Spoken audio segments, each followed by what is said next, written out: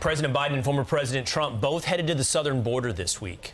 But they weren't the only ones. Rachel also made a trip to the border to talk with illegals in pre-detention center and see the chaos firsthand. That's right. I also went to an Arizona ranch to talk to a real-life cowboy. His name is Jim Chilton. His wife is Sue, and how they are dealing with the border crisis right in their own backyard. Take a look. All right, we're sitting on 50,000 acres of Jim's land. He's a fifth-generation rancher, and this ranch has been overrun by illegals. Jim, you've been tracking it. Our film from motion-activated cameras has collected 3,050 images since Biden was elected. That's 5 times what it used to be under Trump and Obama. And these aren't people with children. These are guys in camouflage. These are guys with carpet shoes, and they're sneaking into the country. The Border Patrol guy estimates that over 20% are packing drugs. Jim, what's this pile? This is a pile of carpet shoes that I found on the ranch. And what their purpose is they have these fit over their shoes. They tie them, they have Velcro here, and then they have carpet on the bottom, and they don't leave tracks. That tells you they're cartel? Tells me that they're trying to sneak into the country. This is 18 windows. It's like a lookout point, right? And even with this view, you're having a hard time keeping this place safe because it's getting worse and worse every day. Yes, we have cartel scouts on our mountains, and they are observing everything. Their job is to know where the Border Patrol is. And we have not seen the Border Patrol on my ranch lands now for 4 or 5 months because they're busy processing people. Sure. The other end of my ranch is the wall, and they've cut a hole in it, and literally hundreds of people are coming through there. Do you feel safe? I mean, you're 80, how old? I'm 84. I'll be 85 in 3 weeks. And your wife, Sue, do you feel safe here? Not really. I feel safe with Jim. I would not be too safe if I were by myself. I noticed there's a shotgun right by the bed.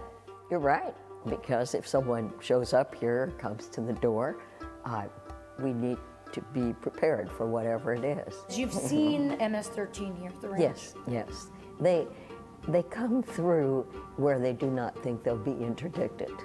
And this is one of those places. You're a cowboy on this ranch. Yes, ma'am. You know a lot of other cowboys on the other side of the border. The livelihoods of everyone down there are just completely destroyed.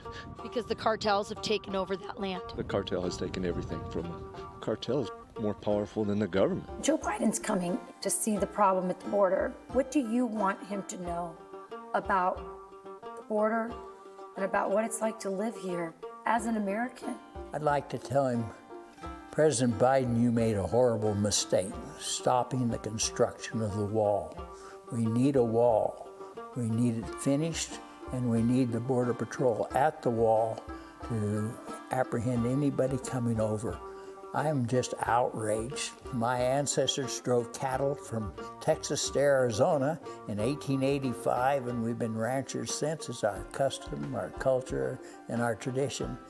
And I hate the idea of being pushed off my ranch like ranchers in Mexico have been pushed off their ranches. By the cartels? By the cartel. I'm not a wimp. I'm going to stay here. I have a graveyard here, family graveyard, and I'll either be on top of the ground or below the ground, but I'm not leaving. Got a graveyard here. I'm not going to get pushed off my land. First of all, I'm an Arizonan, as you know, and it made me so proud to be with Arizonans like them. You know, it was an honor and a privilege to hear their story. And what they're talking about is right on the other side of the land, of the border. You know, Mexicans had ranches, and there was a lot of interaction sort of between, you know, the cattle might go on that side. All those guys are gone. All those ranchers have been pushed off the land by the cartels, and they are very sad for their fellow ranchers on the other side of the border, and it makes them worried about what's happening on their own land. It was an incredible story, an incredible opportunity to be out there. By the way, they are fans of our show. They watch our show probably because we're one of the few networks that actually tells the story of the border as they know it. When I first said hi to him, I went up and I shook his hand, and he said, "Little lady, let me see that tongue of yours." And I just stuck my tongue out. I don't know why. And he said, "Just as I thought, that's the sharpest tongue in television." Great job. So it was Really an good. amazing story, but they won't. It's just incredible to see that Washington doesn't care about people like this. It's incredible to see that trail footage, too. I mean, those are, in any other context, those are military formations. 100%. Camouflage, evading. I mean, we know nothing about these men, for the most part, and what they want. Yeah. Great job. Great insight. Nice I job. can only imagine what it feels like. It's got to feel like you're losing your place Yeah. as you lose control of your place. But they're very brave, they're very courageous people, and they are not going to leave. I'm Steve Ducey. I'm Brian Kilmeade. And I'm Ainsley Earhart. And click here to subscribe to the Fox News YouTube page to catch our hottest interviews and most compelling analysis.